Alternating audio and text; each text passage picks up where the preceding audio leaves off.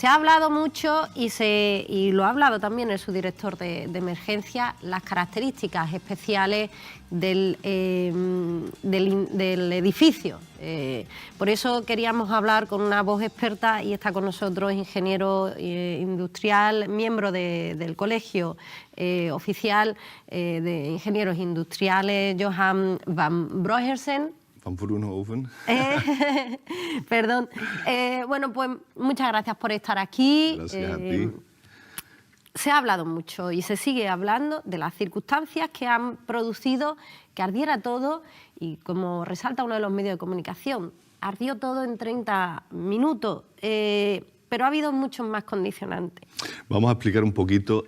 Para que un incendio se inicie, necesitamos 4 cosas. Si una de esas 4 cosas no se produce, no hay incendio. Necesitamos un combustible, es decir, algo que arda.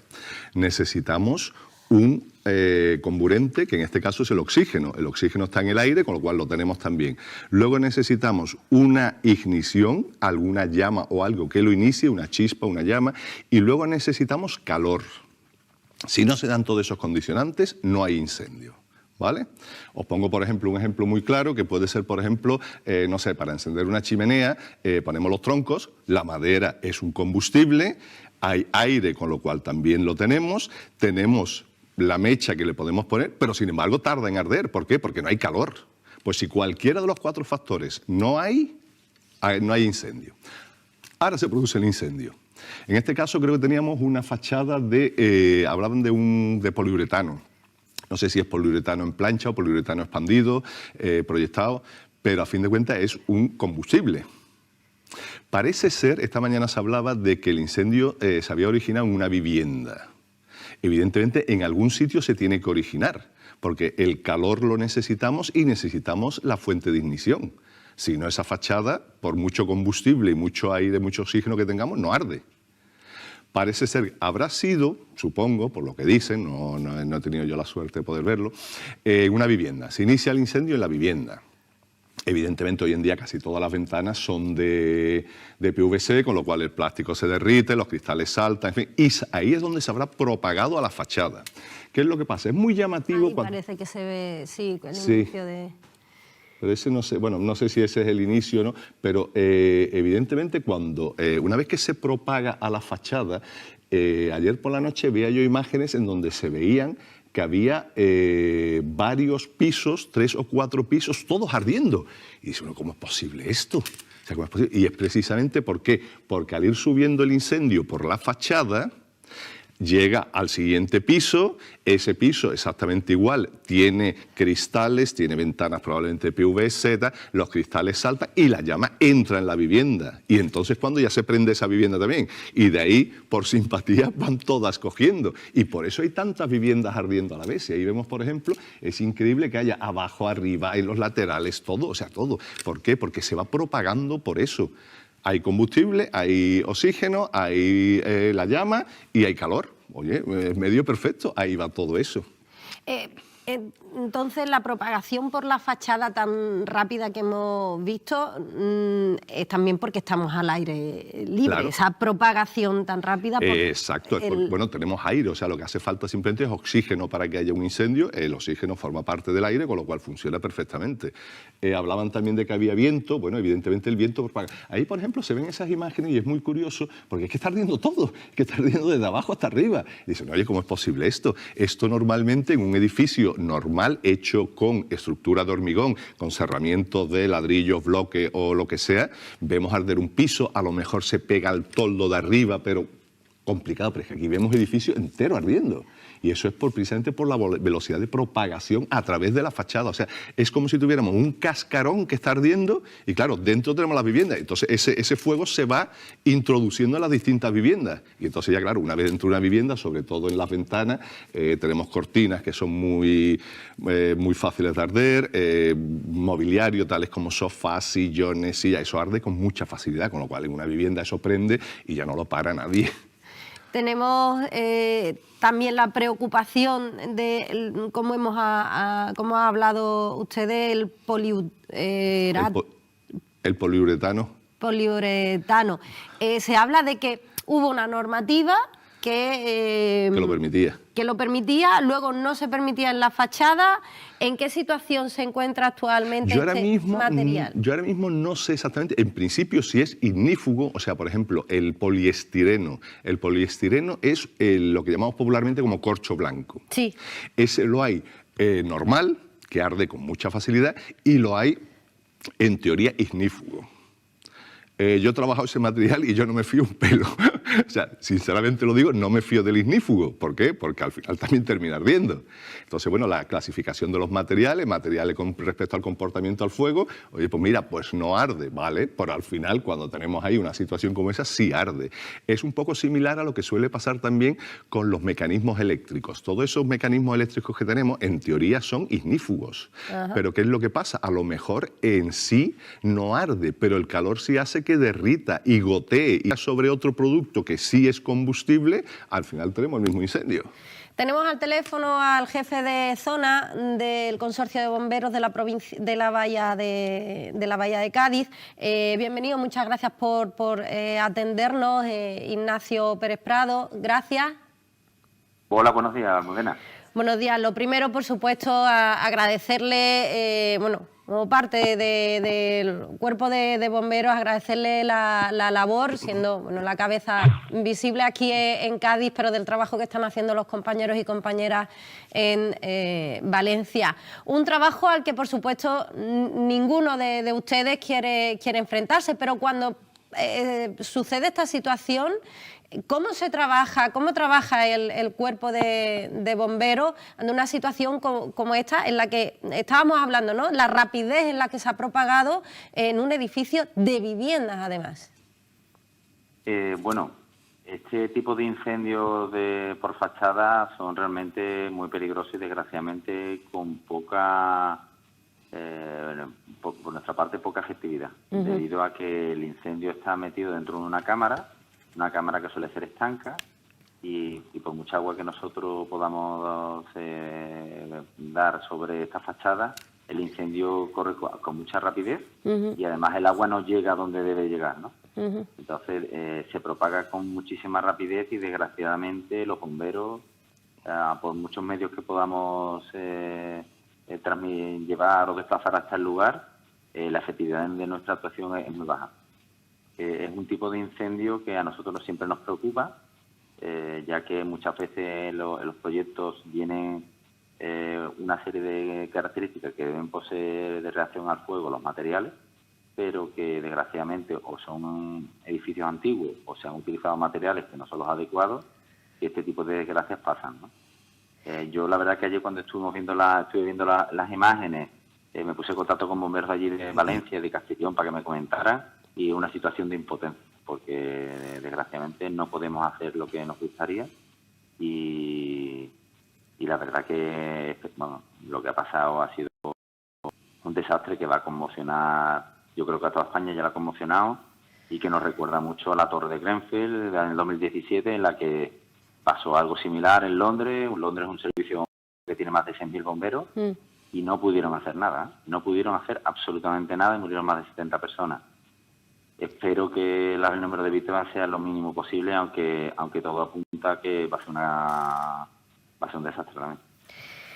Hablaba el jefe de su director de emergencia en la Generalitat de que no todavía, ayer por la noche obviamente, las características del edificio, y que aún no se podía enfriar el edificio, que todavía no se podía trabajar en la extinción del interior del edificio. Es difícil de entender para la ciudadanía, la población en general, que no se pueda entrar en un edificio reciente, casi reciente, que tarde tanto en enfriarse, que tendría que estar preparado para que se podría... Claro, el tema está que este tipo de incendio se quema el edificio por dentro. Se puede decir que se quema, es decir, entre el edificio se está quemando, aunque veamos las imágenes que se quemaran también en el interior, también se comió como la piel del edificio. Es decir, es como si se quemara, no los ladrillos, sí, pero sí entre capas de ladrillo y ladrillo hay un material que es inflamable. Entonces, los bomberos no podemos, el agua no llega a ellos, al donde está el fuego. Es verdad que eso llega a romper y se mete dentro del edificio. Entonces, se mete en todo el cableado, se mete por todas las instalaciones, es decir, el edificio se quema íntegramente, ¿vale?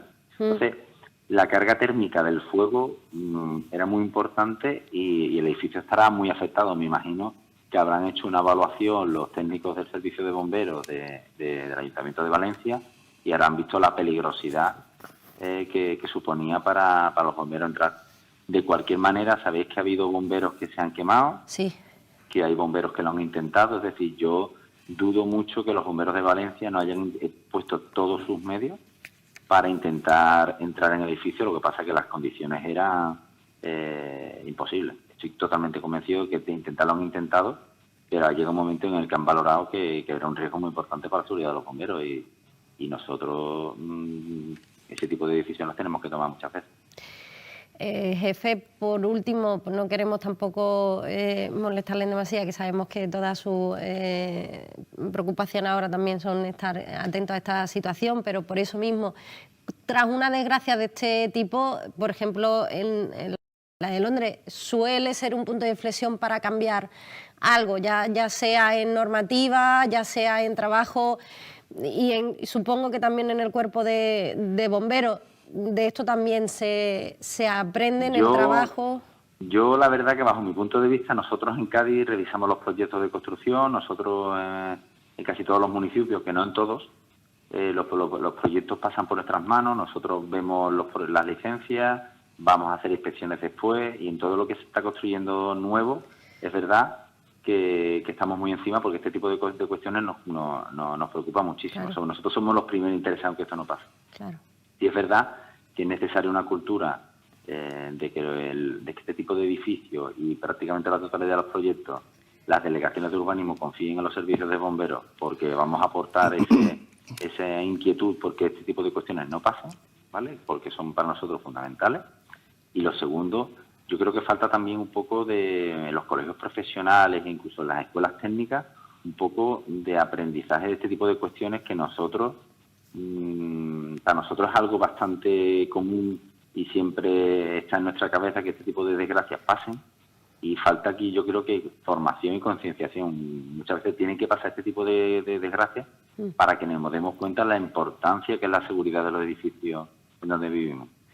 Pues muchísimas gracias, Ignacio Pérez, jefe de zona del Consorcio de Bomberos en La Bahía. Muchísimas gracias y muchas gracias por el trabajo que realizan a todos los compañeros y compañeras, por supuesto a los de Valencia, pero sabemos que también ustedes trabajan por nuestra seguridad y por la prevención, que es tan importante. Muchas gracias.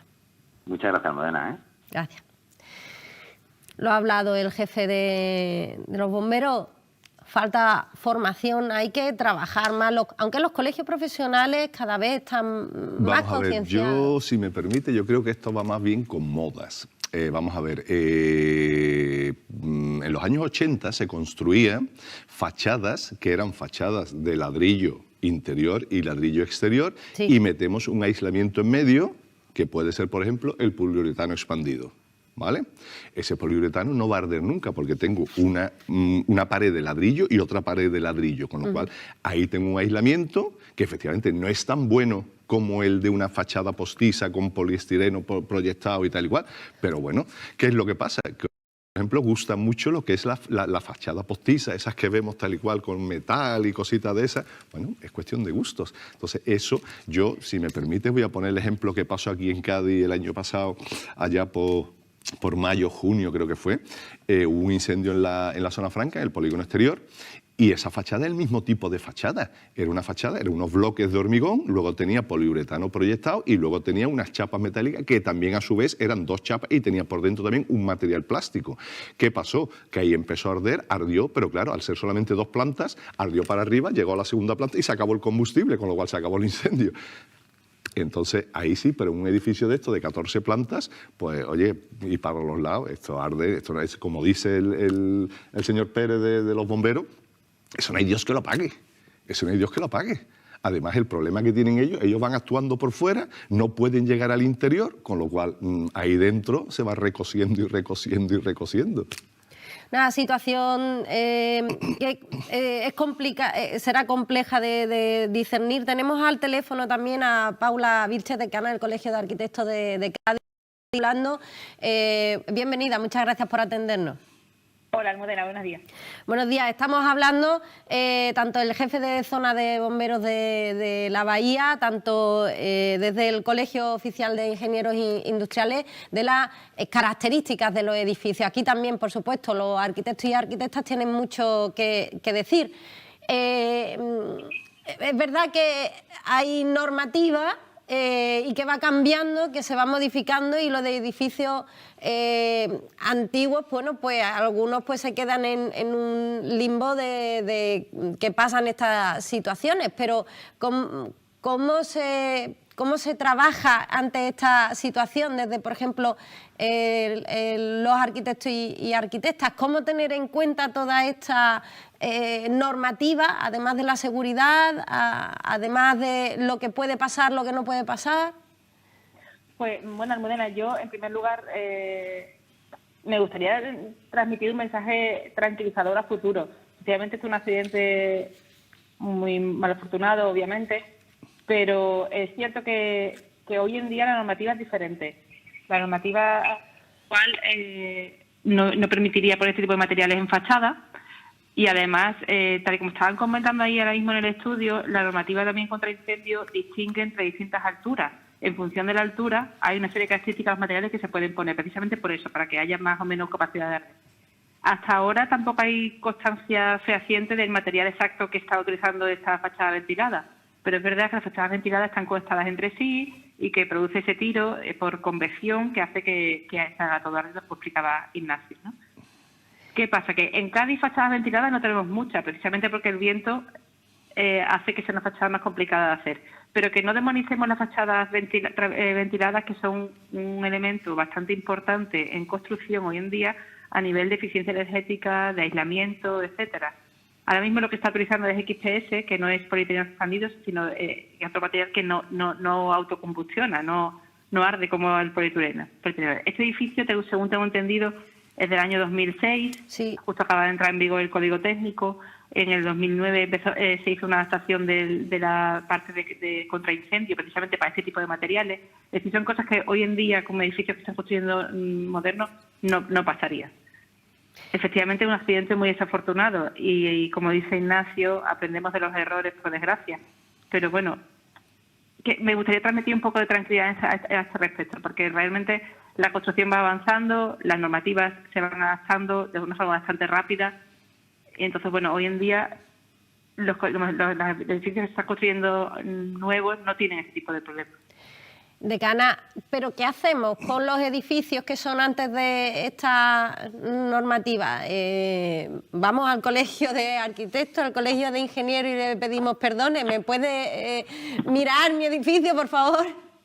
No, bueno, habría que hacer una revisión de esos edificios que no se puede todavía, que no se sabe si son anteriores a esta normativa. A ver, este edificio, obviamente, este 2006, sí que cumpliría el Código Técnico. Lo que pasa es que se hizo una modificación a raíz del incendio que hubo en Londres, que murieron muchísimas personas, se adaptó esta normativa. ¿Que habrá materiales que se han utilizado antes de esto? Pues a lo mejor, de todas formas, habrá que esperar a analizar cuál ha sido realmente el detonante de este incendio concreto, porque se habla también de un barniz que se puso a la fachada ventilada, que ha sido el detonante que ha hecho que arda. Es decir, habrá que esperar a sacar primeras conclusiones de los análisis de los materiales realmente utilizados y cuál ha sido el detonante. Decana, esto por supuesto es un accidente, pero entendemos y lo acabamos de hablar aquí, la formación en cuanto a los colegios profesionales, la actualización es fundamental y se sigue trabajando en ello en cada normativa y en cada trabajo. Nadie quiere que suceda esta tragedia, este tipo de tragedia. Está claro. Sí. Vamos, de hecho, Ignacio lo ha comentado y es verdad que estamos bastante en contacto con los arquitectos con bomberos y para realizar jornadas formativas actualizando no solo actualizando sobre la normativa, que es la que es y todos los técnicos ya la saben y la cumplen, sino en interpretaciones y en criterios que ellos como bomberos están al cabo de la actualidad y del momento y saben exactamente lo que pasa en cada una de las estaciones y nos pueden poner al tanto de dónde están los límites. Pues muchísimas gracias, Paula Vilches, decana del Colegio de Arquitectos de Cádiz. Gracias por todo y también, por supuesto, por esa formación, excelentes profesionales que sabemos que se encuentran en esta... y, por supuesto, esa llamada a la calma. Gracias también. Muchas gracias. Muchas gracias a ti, Almudena. Bueno, entendemos que esa llamada a la calma es fundamental. Hombre, es fundamental porque esto pasa precisamente cuando tenemos este tipo de edificios y pasa, bueno, en el mundo, estamos hablando de Londres, estamos hablando ahora aquí de Valencia, muy pocas veces, gracias a Dios. O sea, tienen que cumplir o tienen que haber una serie de cúmulos de circunstancias para que eso al final pase. Entonces, eso es muy raro que pase. ¿Y qué hacemos? ¿Verdad? La ciudadanía, en cierta manera, como le preguntaba a la decana, ¿qué hacemos? ¿Nos vamos con los planos a cada uno de los profesionales? Vamos a ver, yo en principio no alarmaría a nadie. Vamos a ver, uno se puede hacer un estudio de qué se compone. No sé, aquí en Cádiz, como decía la señora Vilches, creo que edificios con fachada postiza o ventilada, hay muy pocos, yo creo que hay muy pocos. Entonces, bueno, si esa comunidad de propietarios quiere investigarlo y quiere verlo, a ver qué es lo que tiene, pues evidentemente que lo hagan, que acudan al Colegio de Arquitectos, que queremos esto, o que acudan a nosotros para hacer análisis de lo que es la fachada tal, sin ningún problema. Pero claro, sobre todo no crear alarma, porque ya te digo, aquí en Cádiz hay muy pocos y bueno, y ocurre, o sea, tiene que darse un cúmulo de circunstancias que se da una vez pues cada X tiempo en el mundo, ¿no? Cada X años. Entonces es muy poco probable de que pase. Pasar puede pasar. Al igual que los arquitectos y arquitectas, el Colegio Oficial de Ingenieros y Técnicos Industriales trabaja por mejorar esa normativa, por supuesto, por esa seguridad.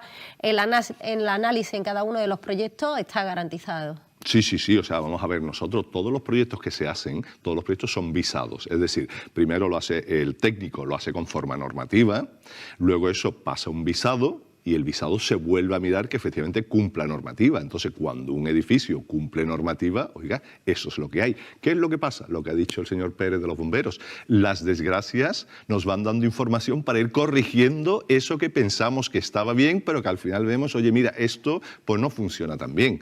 Te puedo poner un ejemplo, por ejemplo, mucho más sencillo, pero que también pasa mucho. Oye, por ejemplo, en los edificios, los bajantes de aguas sucias, oye, vamos a intentar sacarlo por fachada. Antiguamente se ponían por fachada, luego hay una moda de que se vuelva a poner por el interior. ¿Por qué? Porque queda muy feo verlo desde fuera, pero es mucho más práctico por fuera. ¿Por qué? Porque si se rompe, ¿qué es lo que pasa? Moja un patinillo, la calle, pero no la casa de alguien. Pues esto con los incendios pasa exactamente lo mismo. Entonces, de los errores hay que ir aprendiendo y corrigiendo. De esto se aprenderá seguramente, seguro, aunque queda aún parte de investigación. Muchísimas gracias. Yo, si me permites un momentito, un pequeño inciso. Esto conlleva, porque esto, claro, ahora hemos tenido un incendio donde tenemos un edificio y no sé cuántas viviendas son, pero puede ser 140 viviendas o algo así, creo que tengo entendido. 138, mira. 138, más o menos. Buen ojo, sí, 450 vecinos y vecinas. Ahí, alguna es la causa y el origen del incendio. Algún responsable habrá allí. Vale. Esa persona probablemente tenga su seguro de incendio y espero que lo tengan todos, pero al final ahí tienen un gran problema, porque si ahí se determina, por ejemplo, que, voy a poner un ejemplo, Almudena, tu casa ha sido la causante del incendio, tú por responsabilidad civil tienes que apechugar con todo eso, cosa que es totalmente imposible. Tú puedes tener una póliza de seguros con tu responsabilidad civil. La responsabilidad civil normalmente se contrata 150.000 euros, 300.000 euros, pero ¿cuántos miles de euros estamos ahí? Es igual que, por ejemplo, no sé, bueno, hay también ya fallecido, desgraciadamente, o sea, que eso ya es que es impagable aquello. Entonces, bueno, yo no sé cómo resolverán esto, o si al final intervendrá el consorcio, no sé exactamente, pero yo espero que todos tengan su póliza, todos cobrarán de su compañía de seguro, porque eso sí hay que decirlo, si uno tiene una póliza de seguros contra incendios con una compañía, esa compañía tiene que pagar, aunque el causante sea otro, que luego se pelee con quien tenga que pelearse y buscarse el recobro como pueda, pero tienes que pagar. ¿Cuál es el problema? Que el problema, las pólizas de seguro cubre lo que es la construcción y lo que tú tengas de contenido, pero el suelo no. O sea, de aquí a que estos señores puedan otra vez rehacer su casa, pasará mucho tiempo. Normalmente la inhabitabilidad de la vivienda también está cubierto, pero normalmente hasta un año. Entonces ahí tienen un gran problema ahora mismo. Porque la persona que entendemos presuntamente que sea una casa el accidente, ¿podría en algún caso buscar la responsabilidad? Bueno, si lo ha hecho todo bien la promotora, la constructora, no pasa nada, pero como haya algún fallo, también la responsabilidad también cae sobre ellos. Lo normal en estos casos es que esto no se sepa hasta dentro de 10 o 15 años. Porque claro, evidentemente aquí cada uno va, digamos, reculeando y echando la culpa a quien puede o como puede o por lo que puede, ¿no? Entonces, claro, ahí, pero claro, sí, porque si a lo mejor el proyecto de ese edificio está aprobado en el ayuntamiento, el ayuntamiento también tiene una responsabilidad subsidiaria. Si además está visado un colegio profesional, ese colegio profesional también tiene una responsabilidad subsidiaria. El técnico titulado también tiene una responsabilidad. O sea, que entonces eso es interminable, es una cadena. Yo me imagino que al final cada compañía pagará lo que tenga que pagar. Si pueden, lo revertirán hacia el consorcio para aminorar los gastos y creo que ahí quedará más o menos el tema, porque es que eso es prácticamente un proceso judicial de años y años. Mientras tanto, por supuesto, los vecinos y vecinas, por supuesto, la tragedia de los desaparecidos y los fallecidos, por supuesto, pero durante muchísimos años no van a tener vivienda y, por supuesto, ninguno de sus enseres, que ahí reside la principal, por supuesto, desgracia. Muchísimas gracias, Johan van Broekhuizen. Van Bruno. Muchas gracias por estar aquí, Muchas por dar un poco de luz a esta situación y, por supuesto, a que no cunda la alarma. Y si alguien, por supuesto, tiene esa preocupación, atender a los colegios oficiales, como COGITI, como en el colegio de arquitectos y arquitectas o cualquier otro tipo de profesional autorizado que pueda, colegiado, por supuesto, que pueda dar un poco de luz a todo esto, sí, efectivamente. Nosotros estamos ahí precisamente para cualquier duda, cualquier consulta que pueda surgir. Estamos ahí en la Plaza Drúbal, aquí en Cádiz, y bueno, lo que la población necesite, ahí nos puede buscar y nos puede encontrar. Y cualquier duda, pregunta también a sus seguros. Esas pólizas también es importante. Algunas veces que demasiado grandes para leer y tenemos poco tiempo, pero también es importante revisar ese tipo de documentos que en muchas ocasiones no leemos por prisa. Muchísimas gracias. Gracias a ti y encantado de estar aquí.